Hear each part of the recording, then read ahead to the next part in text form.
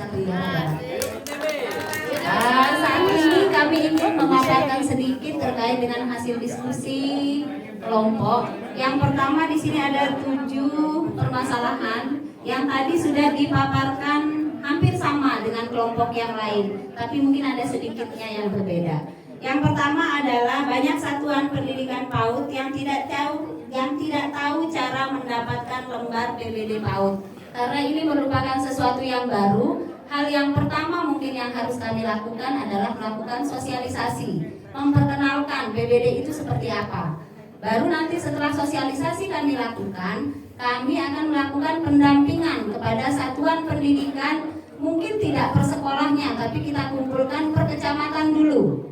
Untuk biar kita satu kata dulu, membuat kesepakatan. Itu mungkin yang jadi titik tekan jika permasalahan tentang lembar PBD ini untuk kita perkenalkan. Itu yang pertama. Yang kedua, PAUD Merdeka melakukan evaluasi diri yang tidak mencerminkan kondisi layanan di satuan PAUD. Yang akan kami lakukan di sini mungkin karena kita terlalu mengiming-imingi. Kalau kita tidak melakukan evaluasi diri, jadi jangan sampai kita memberikan iming-iming atau reward. Kita melakukan evaluasi diri itu yang baik-baik. Jadi yang pertama kita lakukan adalah memberikan pemahaman yang akan kami lakukan di lapangan, memberikan pemahaman kepada satuan pendidikan bahwa apa sih manfaatnya evaluasi diri. Jangan sampai membandingkan satuan pendidikan si A dengan si B, tapi fokus kepada peningkatan apa yang sudah dilakukan oleh satuan pendidikan itu. Jadi peningkatan yang dulunya buruk ada naik sedikit, itu mungkin yang perlu kita lakukan untuk dievaluasi diri. Yang ketiga, banyak satuan tidak dapat melakukan survei lingkungan belajar karena tidak terjangkau akses internet. Kami yakin di daerah kita semua ada tempat-tempat yang tidak terjangkau akses internet, tapi ada juga lokasi yang terjangkau. Mungkin di sini kesepakatan yang perlu kita lakukan dengan satuan pendidikan untuk bersama-sama mencari lokasi yang terjangkau internet dan kita turun di situ dan kita kerja bersama-sama. Itu mungkin yang kita lakukan. Terus yang ketiga, tingkat unduh lembar PBD masih jauh di bawah target kinerja. Nah ini mungkin permasalahan di lapangan adalah banyak dari teman-teman guru yang belum memiliki akun belajar, terutama satuan-satuan pendidikan yang baru muncul.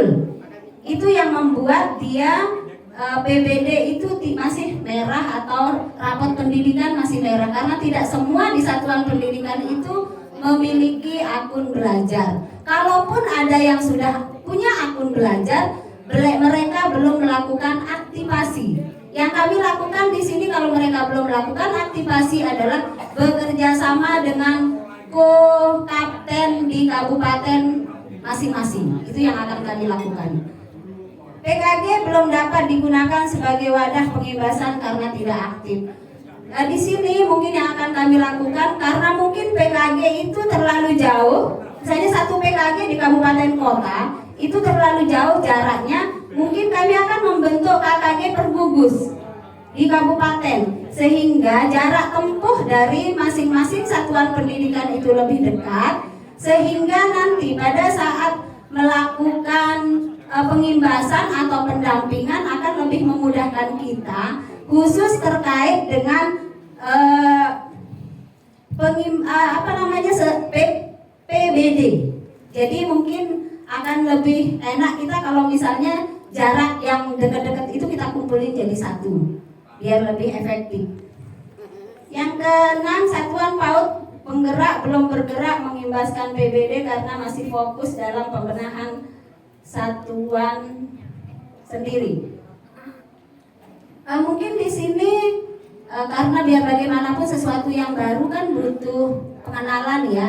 Kita tidak bisa menekan. Nah, yang akan kami lakukan di sini adalah melakukan pendampingan kepada masing-masing PAUD binaan, akan berbagi tugas dengan pengawas dan penilik yang menjadi tanggung jawab kita masing-masing tanpa harus mengabaikan program Merdeka Belajar yang sudah lalu. Jadi sesuatu yang baru tetap kita akan sosialisasikan, dan ini perlu kolaborasi semua pihak. Tidak saja penilai, pengawas, tapi dinas maupun satuan pendidikan yang sudah melakukan, kita akan berbagi hal yang positif di situ.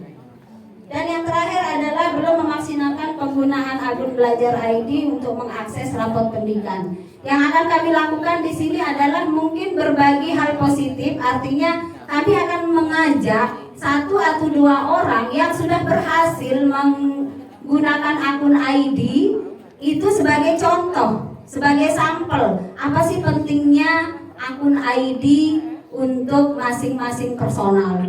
Itu saja mungkin. Terima kasih. Assalamualaikum warahmatullahi wabarakatuh. Waalaikumsalam.